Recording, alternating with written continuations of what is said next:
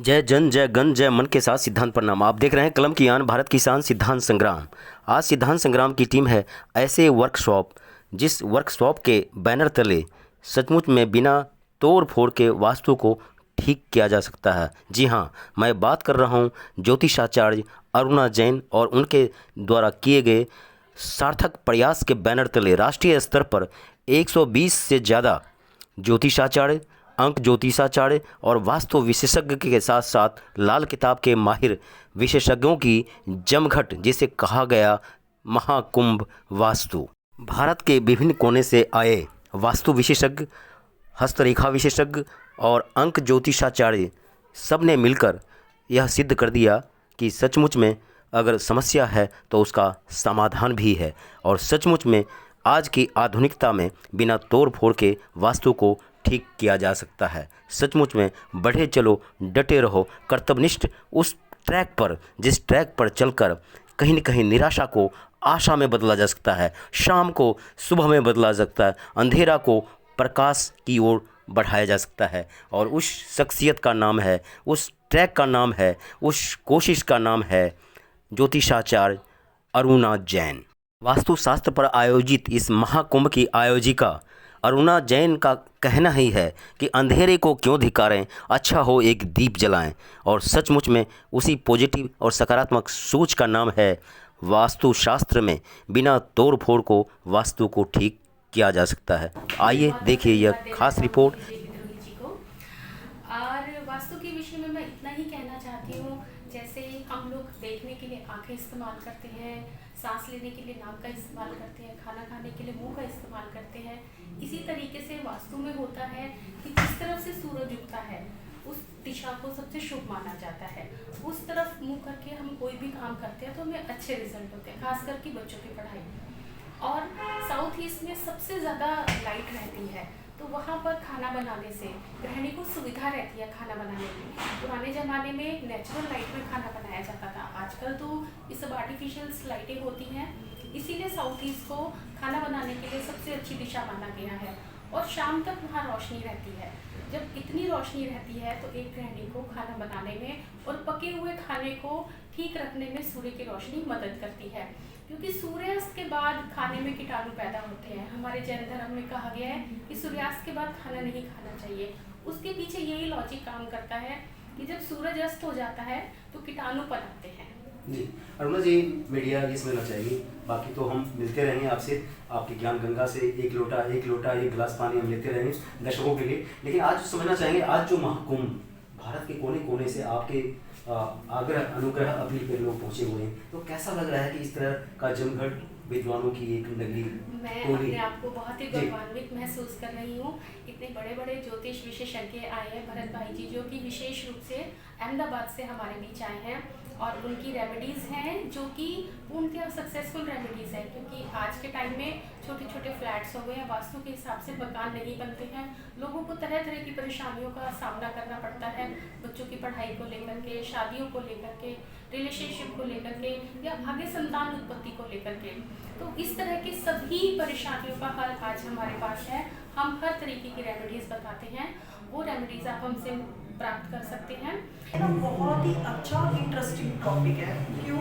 क्योंकि जब लिखा है ना कि बिना तोड़ फोड़ वास्तु, क्योंकि आज की जनरेशन में सबके पास जैसे कुछ भी अपने लोग पूंजी जमा करते हैं, कैसे करते हैं, तो एक कमरे का बोल लो घर लेते हैं, फ्लैट्स होते हैं उनमें, तो उनमें कैसे वास्तु किया जाए। तो उनमें वास्तु करने के लिए ये बहुत अच्छा कॉन्सेप्ट है कि बिना तोड़ फोड़ की वास्तु। इसमें आज हमने यही सीखा है कि क्या क्या रेमेडीज होती हैं, कैसे हम घर को बिना तोड़े फोड़े अपने हम वास्तु अपने घर का ठीक कर सकते हैं, कैसे, क्योंकि वास्तु में बहुत ज़्यादा प्रभाव पड़ता है। प्रभाव कैसे पड़ता है? हमारे काम को लेके, हमारे सबसे ज़्यादा ये कि जो आजकल बिजनेसमैन होते हैं या नौकरी वाले इंसान होते हैं, या अपने रोज की दिहाड़ी वाले होते हैं, उनके ऊपर भी बहुत ज़्यादा प्रभाव पड़ता है। मतलब कुल मिला की जो शहरी संस्कृति है उसमें ये कॉन्सेप्ट बहुत जरूरी है, बहुत ज़रूरी है जी। तो चलते चलते आयोजकों के लिए क्या कहना चाहेंगे, जिन्होंने आयोजन किया और आपके जैसे हस्ती को बुलाया, हाँ, या आओ चलो मिलके इस महाकुंभ में महास्नान जैसे हमारे हैं अनुना जी, अरुण जैन जी हैं, आयोजक हैं, बहुत अच्छा उन्होंने आयोजित किया, सबको एकत्र किया। हमारे ब्रिजभूषण शर्मा जी हैं, अरुण बंसल जी आए हुए हैं, और गुजरात से हमारे भरत भाई आए। तो इन्होंने जो ये चीज़ बनाई, इनका नाम सुनते ही सारे अपना सब चीज़ छोड़े के सारे एक साथ आए हैं यहाँ पे। उन्होंने अपना टाइम दिया। नेहा ठाकुर को लगता है कि इस तरह का आयोजन, इस तरह का महाकुंभ बराबर लगते रहना चाहिए। नमस्कार, मेरा नाम ज्योतिष आचार्य महिमा अग्रवाल, और आज सिद्धांत संग्राम और राजधानी टुडे से मेरे सामने विद्रोही जी आए हैं। और यहाँ पर करोल बाग में मेट्रोव्यू होटल में हमने एक प्रोग्राम वास्तु से संबंधित रखा था, जिसमें अरुणा जैन जी आयोजक थे और पंडित ब्रिजभूषण शर्मा जी मोदी नगर से। उन्होंने पूरा यहाँ का पूरा देखभाल किया, बहुत अच्छे से इस प्रोग्राम को, कार्यक्रम को हैंडल किया। और मैं यहाँ मात्र सेवा में और सभी चीज़ों को देखते हुए, सभी चीज़ों की फैसिलिटीज़ अरेंज करते हुए आप सभी के आगे वास्तु के ही बारे में 2-4 शब्द कहना चाहूँगी। तो वास्तु से तो आप परिचित हैं ही हैं। अरुणा जैन जी भी वास्तु में काफ़ी ज़्यादा रुचि रखती हैं। एस्ट्रोलॉजी उनका विषय रहा है, मेरा भी विषय एस्ट्रोलॉजी ही है। और हम लोग वैदिक astrology, occult science, deep science of India से कनेक्टेड हैं। वास्तुशास्त्र से हमें बहुत सारे ऐसे लाभ मिलते हैं जीवन में जो कि मनुष्य ऐसे ही नहीं देख पाता। वास्तु, अब हम जब उसको उल्टा कर देते हैं, उसको वास्तु की अगर हम शैडो कहीं पे देखेंगे, अगर ये लिखा है वास्तु और उसकी शैडो अगर हम कहीं देखेंगे तो वो बनेगा उत्सव। तो वास्तु से उत्सव की अनुभूति होती है। तो जहां जहां वास्तु अच्छा होगा उधर उधर उत्सव होगा ही होगा। तो सबसे पहली चीज तो ये कि वास्तु को अच्छे नजरिए से देखो, वहम के नजरिए से या किसी डर के नजरिए से नहीं, अच्छे नजरिए से। वास्तु तो बड़ी प्यारी चीज है, जो आंखों को चुभ जाए वो वास्तु नहीं है। अगर हम किसी ऐसे घर में एंटर हुए हैं कि सब कुछ ही बड़ा सुंदर लग रहा है, रखा हुआ सोफा अपनी जगह पे है, टीवी अपनी जगह पे, सब कुछ बड़ा साफ सुथरा अच्छा लग रहा है, कहीं धूल नहीं है, कंकड़ नहीं है, जाले नहीं है, तो वो अपने आप में वास्तु में परिपूर्ण है, बहुत अच्छा है, और उस घर में उत्सव ही उत्सव होगा। जी महिमा जी, मीडिया ये समझ जाएगी बिना तोड़ फोड़ के जी। मतलब तो ये क्या लग रहा है कि आज का हिट रहा ये विषय? बिल्कुल बिल्कुल, यही आज का विषय था कि बिना तोड़ फोड़ के वास्तु की रेमेडीज कैसे की जाए। कि अगर कोई भी मनुष्य परेशान है वास्तु को लेकर के, तो बिना तोड़े फोड़े अपना घर बना चुका है और सब कुछ कर चुका है, उसके बावजूद भी अगर कोई वास्तु विशेषज्ञ आके ये कह दें कि ये तो आपने वॉशरूम गलत बना लिया नॉर्थ ईस्ट में, अब वो उसको टेंशन कि भाई आप अब क्या करें, तो उसके लिए हम सबसे पहली चीजें लेते हैं कलर्स लेते हैं, पिरामिड्स हो गए, पाकवाज हो गए, और भी बहुत सारी फेंगशुई आइटम्स हैं।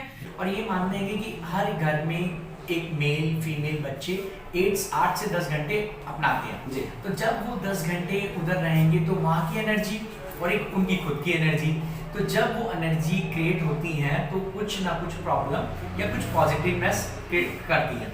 जब वो पॉजिटिव होता है तो हमें सब कुछ अच्छा लगता है, और जब वो नेगेटिव होता है तो वो प्रॉब्लम ही क्रिएट करती है।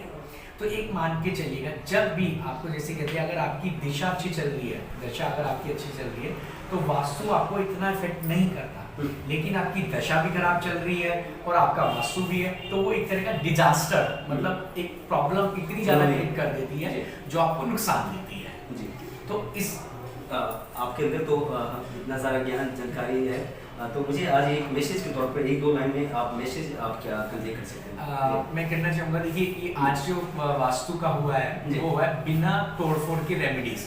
देखिए हर घर पूरा वास्तु सम्मत तो होता नहीं है, हर घर में कुछ ना कुछ प्रॉब्लम या कुछ ना कुछ डिफेक्ट आ सकती है, क्योंकि फ्लैट सिस्टम है, रेंटल प्रॉपर्टी है या कोई भी प्रॉपर्टी है।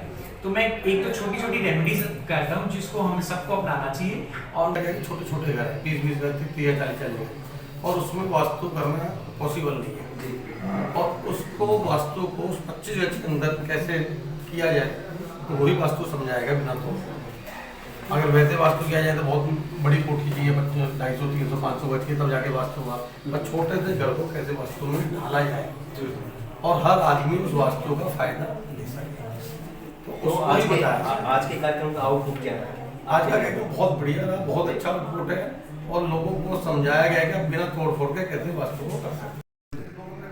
मेरा नाम अनुपमा भिंडर है। मैं ज्योतिषाचार्य हूँ, टैरो रीडर हूँ और वास्तु कंसल्टेंट भी हूँ।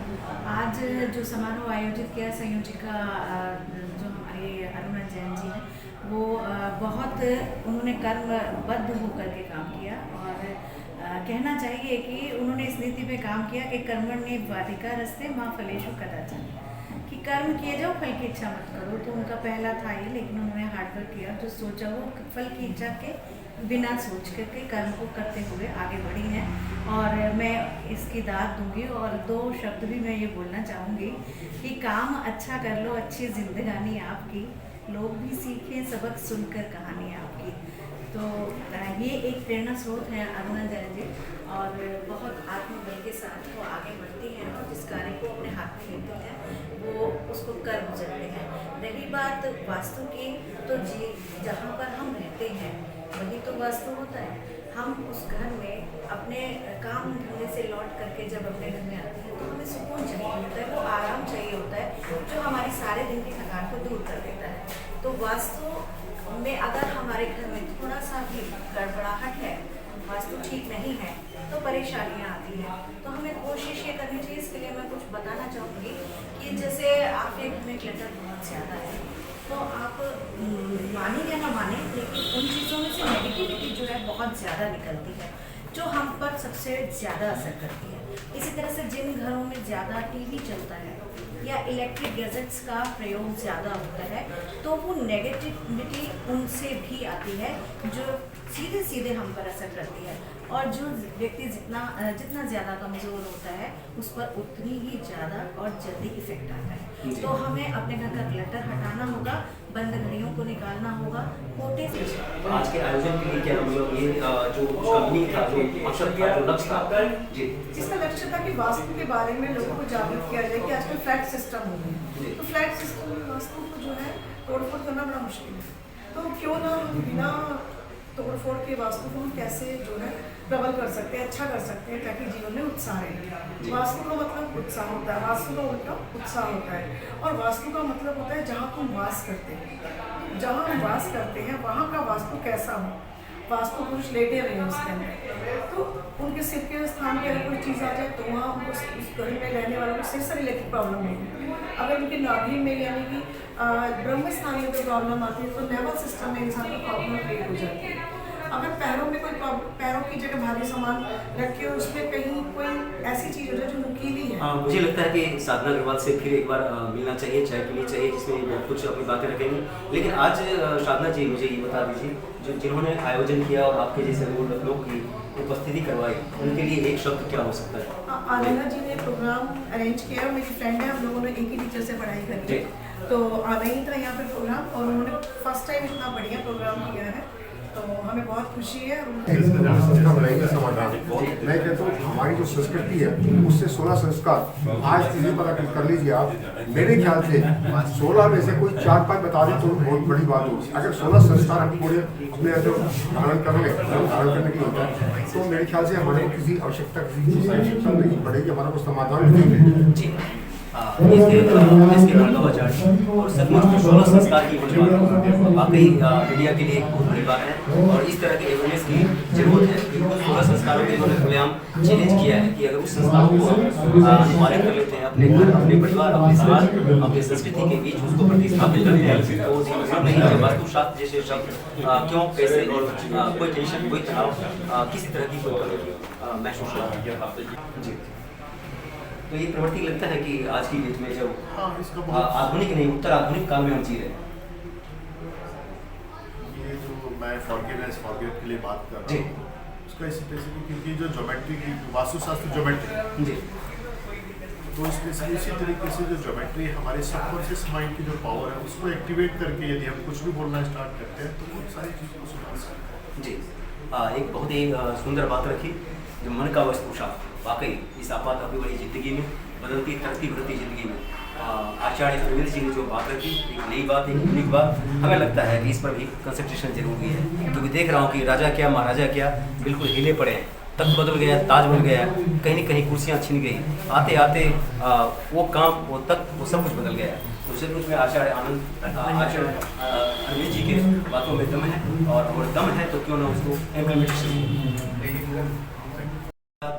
संदीप भार्गव जी, और संदीप भार्गव जी का जो दायरा है और जो सोच है, वो जो चिंतन है, एक हंसती मुस्कुराती दिल्ली और भारत। तो आइए उस दरमियान चलते हैं कि वास्तुशास्त्र के दरमियान क्या सोचते हैं संदीप भार्गव जी। नमस्कार। नमस्कार, मैं संदीप भार्गव, मैं जयपुर से हूँ जी, और मैं वास्तु कंसल्टेंट के साथ साथ सिग्नेचर और मोबाइल नंबर से लोगों का भविष्य बताता हूँ। और आज हम लोग दिल्ली के सबसे पहले मीडिया आपसे ये सुनना चाहिए कि आज जो वास्तुशास्त्र विशेषज्ञ ज्योतिषाचार्यों का एक मेला, कुंभ, एक महासंगम, और जिनके जो सूत्रधार हैं उनके बारे में क्या एक आज हम लोग जो आज जयपुर से एक हस्ती दिल्ली, एक कोई यूपी से हस्ती, कोई बिहार से, बिल्कुल राष्ट्रीय स्तर पर जो एक समागम हुआ है आप लोगों का, जो पहले एक दूसरे को नहीं जानते हो जी, आज हम सब लोग मिले आपस में, और इसका सबसे ज़्यादा श्रेय जाता है ब्रजभूषण भूषण जी को, जिन्होंने आज ये प्रोग्राम रखा। और इसमें हम लोग अलग अलग देशों से, अलग अलग जगह से आए हैं, और वास्तु के बारे में पूरी चर्चा हो रही है, और हम एक दूसरे से बहुत कुछ सीख रहे हैं। क्योंकि वास्तु कंसल्टेंट का मतलब ये नहीं होता है कि हम बहुत बड़े ज्ञानी बन गए हैं।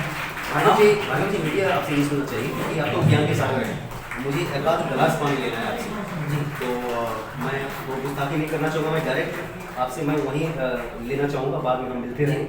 मेरा ये सवाल है कि बिना तोड़ फोड़ के जी वास्तु को ठीक करना, ये क्या नहीं लग रहा है, ये बहुत बड़ी चुनौती है जी। बिना तोड़ फोड़ के वास्तु इसलिए ठीक किया जा सकता है कि उस जगह की नेगेटिव और पॉजिटिव एनर्जी पे डिपेंड करता है। अब ये मान के चलिए कि अगर आपके घर पे लगातार आमने सामने 3 दरवाजे हैं, 2 से ज़्यादा हैं, तो ये मान के चलिए आपके घर में डायबिटीज, पैरालिसिस, कैंसर, ये सब बीमारियाँ आती हैं। तो ऐसी स्थिति के अंदर अब उन दरवाजों को तो नहीं हटाया जा सकता, लेकिन कॉपर वायर और कॉपर की कुछ चीज़ों को यूज़ करके उस जगह की नेगेटिविटी को करीब 70% खत्म किया जा सकता है। तो क्या ये आपका अनुभव बोल रहा है, या पहली बार सेमिनार में आपने भाग लिया है, तो आपसे जो श्रेष्ठ इस बारे में जानकारी जो रखते हैं उनकी मंत्रणा है, ये क्या है?